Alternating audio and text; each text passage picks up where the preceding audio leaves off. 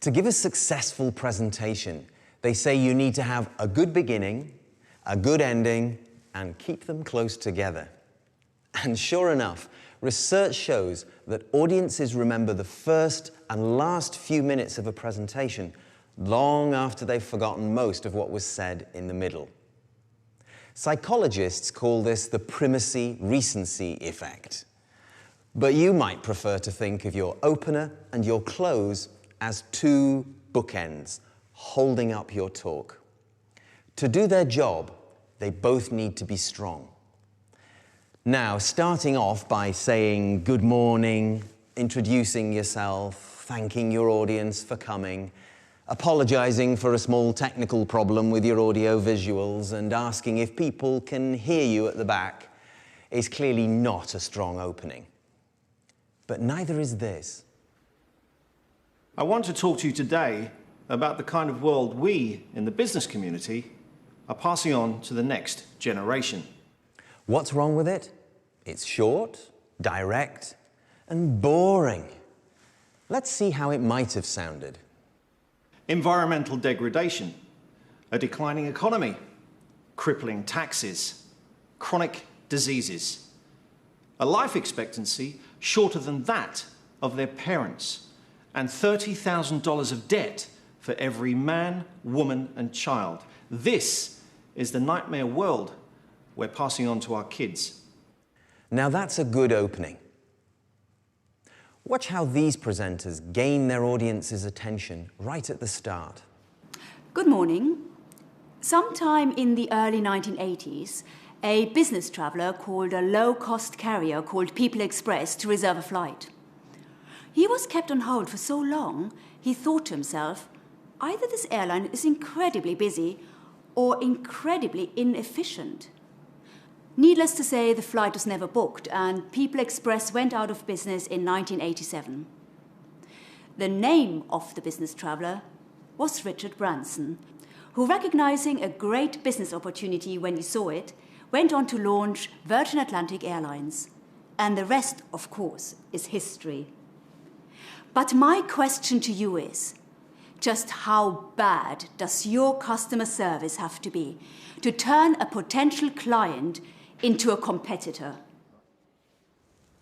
There was a great book published a few years back called The Wisdom of Crowds by James Surowiecki. In it, he refers to the popular TV quiz show Who Wants to Be a Millionaire, which I'm sure you've all seen. As you may know, contestants can get help with questions they can't answer by either phoning a friend or asking the audience. And as you might expect, calling an intelligent friend helps. 65% of the time, in fact. But here's the interesting thing. The studio audience isn't selected on the basis of their intelligence. So how often do you think they're able to answer the question correctly? 48%. 25%? 33%? The answer is 91% of the time. Statistically, that's just amazing, and it proves the power of teams. I want to say a few things about winning. Did you know that in all the major golf tournaments of the last 25 years, the margin of victory has been less than 3 strokes? In Formula One motor racing so far this season, the average time difference between first and second place has been just over 7.5 seconds. And remember last Summer Olympics? In the men's 100 meters butterfly, the American swimmer won by 1/100th of a second. 1/100th. It was so close that the Serbian team, who won silver, even filed a protest. These days, in business as in sport, the difference between winning and losing is practically 0. But not quite. In every case, the winner has that vital edge. The figures I'm going to show you this afternoon demonstrate that we too have that marginal but vital edge. From your audience's point of view, the end of your talk might be even more important than the beginning. These are the words they will be left with after you stop. If you've ever been to a firework display, you'll know that the biggest, brightest fireworks are usually saved for the end. This doesn't mean you have to finish with a bang, but you do want to leave a lasting impression. Watch these presenters clinch the close. To summarize, whenever we have offered bonuses to incentivize our staff in sales, HR, and manufacturing divisions, productivity has increased, in some cases quite dramatically. But as we saw in R&D, introducing pay by performance has had precisely the opposite effect.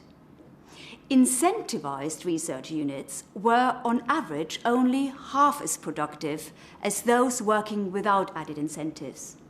What are we to make of this? Well, quite simply, it seems bonuses really do make you work harder when your job is pretty routine. But when your job is creative, incentives just stress you out and actually make you less creative, not more. Clearly, we all need to go away and think of a fresh initiative for motivating our most mission-critical employees. Thanks a lot. As you know, it's a tradition in Asia to quote words of wisdom. So I'm going to be totally predictable and do the same. An ancient philosopher once said, "A man who chases two rabbits catches neither." In our research, we've been chasing too many rabbits for far too long. It's time to stop, to prioritize. If there's one thing we now need to do, in a word, it's this: focus. Thank you very much. At the preparation stage, a lot of presenters like to create their close first, so they know where they're going, and then work backwards, finishing up with an attention-grabbing opening. But whichever way you plan your talk, make sure you always give priority to the first and last 3 minutes.